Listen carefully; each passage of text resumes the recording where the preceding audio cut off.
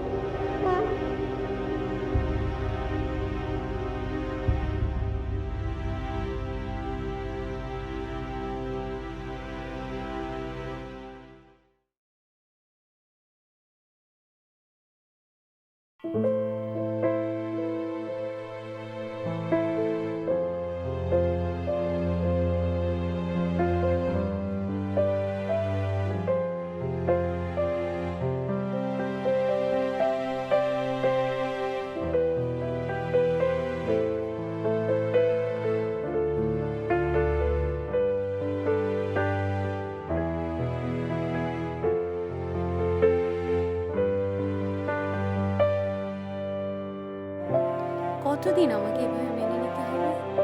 মানুষ কি ওদের কাছে অসহায়? কেন কেউ কিছু বলে না? কেন সবাই চুপ করে শুধু দেখে? কেন? কেন?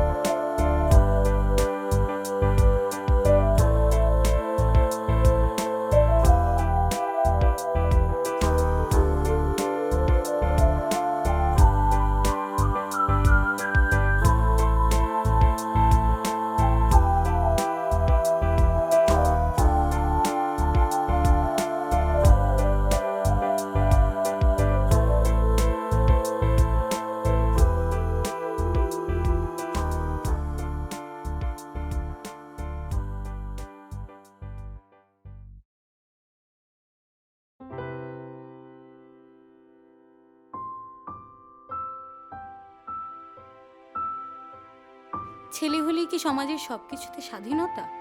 সবকিছুতেই মুক্তি? ছেলে হলেই কি এই সমাজে সম্মান পাওয়া যায়? ছেলে হলেই ঘর থেকে বের হয়ে সম্মান নিয়ে ফিরে আসা যাবে?